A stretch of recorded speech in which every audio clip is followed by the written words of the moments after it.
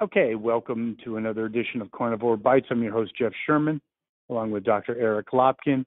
Dr. Lopkin, obviously the story of the week is George H. Bush. His passing, it's not just the loss of a president, it's actually the end of an era. He was the last Cold Warrior. Well, more than just the last Cold Warrior. He was the last president that had any real military experience. He was the last president that really served his country, not just as a soldier, but in various positions before running for office. So, like Hillary. Yes, I agree 100%. I agree 100% with that, Dr. Lopkin. And let me just add, I thought sometimes you can be the beneficiary of something, of a period of time, and sometimes you can be the victim of something as a period of time. I thought George H.W. Bush was an excellent president. He led, global coalitions with the first Gulf War, helped on the Israeli-Palestinian issue. I think he was just a victim of Republican fatigue. If you remember, it was the early 90s, and there was like the mildest of recessions. I mean, this recession was, historically almost nothing. But yeah, like Bono, it was just the Friends kind of psychology, the Generation X coming into their own, and also Mary Madeline, I believe her name is, a horrible campaign he ran. He really deserved a second term. What do you think? He really did. And if you take a look, if you remember, he really was a victim of the media, because the media constantly portrayed him as a wimp. And they used that word over and over again. This was a man who was one of the youngest fighter pilots ever to serve in World War II. He was director of the CIA. This was not a wimp.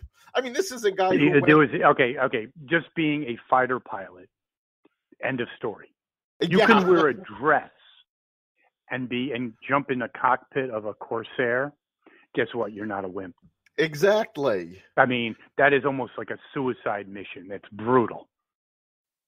Yes. So, he had all of this experience, all of this. And even now, he's still teaching lessons, because there's been a number of commentators who've mentioned this.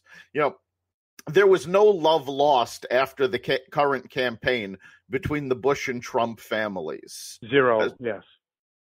Unlike John McCain, the Bush family reached out to the Trumps and said, yes, of course we would want you at the funeral, at the services. You're welcome to come, please. As opposed to what happened with John McCain, where they were just bitter to the end. Well, John McCain, though, is, again, I know you had something to do with his campaign. I liked him, too, in 2000. I'm sorry, and it's not rocket science. He just became a bitter old man. He did. Not just about Trump. In interviews, when people asked him questions, he would bark at them. He was just not, in the end, he was not a nice person. Nothing to do with Trump. He was just not a nice guy.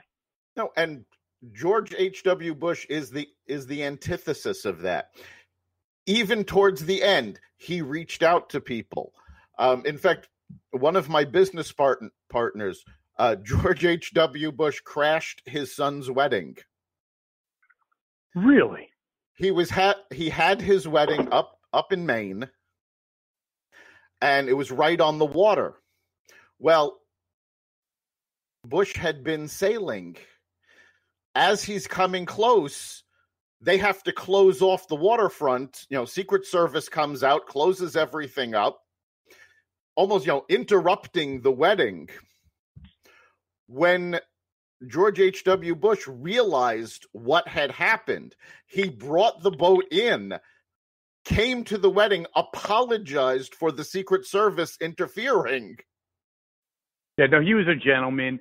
I think, again, back to the campaign, he got screwed by Ross Perot. He did run a bad campaign. He was not great in the debates. And also, he was a victim, and you may not remember this, of an October surprise. I was a big fan of his. He was gaining on Clinton Gore. He was gaining, and then they had the October surprise, and it had to do with the Iran-Contra, I believe. It was basically a nothing burger, but anytime you have to stop being on the offensive and go on the defensive, it usually doesn't lead to any good. Right. And Bush often said himself, he did not like campaigning. He thought campaigning was something you should do for about 6 weeks before an election and then get back to the business of governing. And he really was the last president to do that. Clinton kept on the road. Obama was the campaigner in chief. He barely governed. He did well, but also with Clinton, he tapped into the MTV. I mean, it's really kind of nostalgic. The early '90s. It's like, yes, the Friends, the MTV. You were boxers or briefs, and got a lot of play. I think also, I really do believe that if it wasn't for H. Ross Perot, I believe Bush would have won. I mean, even though he's a nutcase, he got like 20% of the vote. Yeah, Perot was a spoiler, with no doubt. Yes, I think actually the world would have been better if he got a second term. The more I think about Clinton in retrospect, is he was the beneficiary of the internet boom, of Reagan, Bush, and he really didn't, and also a Congress, a Republican Congress that kept him in check. I don't see him as a great president. I think George H. was a better president. What do you think? George H. Bush was a much better president than Clinton was. And don't you think the whole Clinton shtick, though, in the end is getting a little – no, I'm not talking about his wife. Right. I voted for him. But in the end, was he really all that good? No, I voted for Bill Clinton also. And it's one of those things.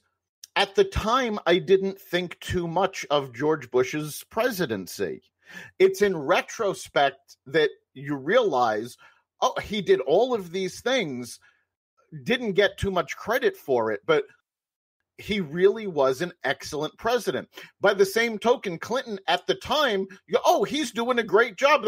And then as time goes on, it's like, it wasn't that great after all. It's really kind of interesting. It's really funny. Clinton came out, even in spite of the impeachment, which I did not believe in. Right. He had like 70% approval rating when he left office. He was still a very popular. I mean, it was really interesting because let's say that was, 98, I believe he left? No, 99, right? Yeah, 99. Yeah. But 2000 was the election, yeah. Yeah, the economy was so good that I remember I saw a show, and this is in Connecticut. Some reporter for Channel 30 was at a jobs fair, and he said, if you're unemployed in Connecticut, you better check the spelling on your resume. And I think he left. The economy was smoking. And back then, people cared more about the economy than they do now. And I think he was the last time when the economy was smoking until now. Do you agree with that? Yes, it really was. Like almost was. 20 years of a disaster, really. And I mean, one of the things that set Bush apart from the folks who have been in office since then is he really didn't care about his legacy. He thought history would take care of that. Whatever it would be. He just wanted to get his job done. In fact, there was a story told this morning. The federal government actually started planning for these state funerals a number of years ago. And for George H.W., it was planned back in 2011, 2012. And when they went through all of the arrangements with him, they told him how, he was going to be at the Capitol and people, could come to view the body. He actually asked, do you really think anybody's going to come? God, I did hear that he, even though he was a real gentleman, he was perplexed and bothered by the fact that he lost to Clinton Gore, two like rank Yes. amateurs. He was upset because Yes. of all the great things he did, managing the decline or the ending of the Cold War, doing all these things, and he left because really the MTV, Arsenio Hall, the MTV generation, that's why he lost. Oh, absolutely. Bad press. So you said it at the beginning. I'm calling it the MTV. Remember that even though he felt bad about that, he never held it against Bill Clinton. Remember, no, they were friends. He and Bill became good friends and actually went doing charity work all over the world. I mean, could you see Obama doing that with anybody who followed him, but especially Trump? I think actually it's funny because even though he's much, much, much younger, I see Obama kind of, again, much younger, becoming a little bit like McCain. He's just getting to be even though he's only like 50 something, he's just an angry guy. Yeah, because he went into this. Remember, he never had the experiences that Bush did. No. He went into it very inexperienced and spent the last, I would say, 6 months of his presidency trying to put together a legacy. That was what was important to him. And when he campaigned for Hillary Clinton, he said, if you vote against Clinton, it's a vote against my legacy. These were his words. And that was really one of the things that set George H.W. apart, was that he didn't care what his legacy was. I think you have a really good point, though. He was doing the best he could and let history judge. And you're right. But when you look at Obama, one of the sad things about his presidency, it was all an illusion. It was all about imagery. There's very little substance. He passed things like Obamacare. He wasn't really even that directly involved in it. Bin Laden, yes, okay, it was a good thing, but he wasn't, sitting behind, the Joint Chiefs, monitoring. He was kind of a part-time president who was great on camera. What do you think about that, Lopkin? That's actually a very good description. I mean, we've said he was the campaigner in chief, and that was basically it. He just kept, cheerleading and going out and rallying the troops. But when it came to actually doing things and getting done what the country needed to be done, he was all flash and no substance, where George H.W. suffered from the opposite. He was all substance, and the lack of flash actually cost him his second term. And it's sad because he was the beginning of the flash generation, don't you think? Yes. Dr. Lopkin, great edition of Carnivore Bites. We'll do it again. Absolutely. See you then. You've been listening to Carnivore Radio's podcast. You can catch us here every week. Carnivore Radio is part of the Xvadio podcast network. You can listen to the podcast at blogtalkradio.com/Xvadio. If you want to be part of the conversation, you can listen to us live every Friday at 4 o'clock on WESU 88.1 Middletown, Connecticut. You can also catch us online at WESUFM.org. We look forward to hearing from you, and see you next week.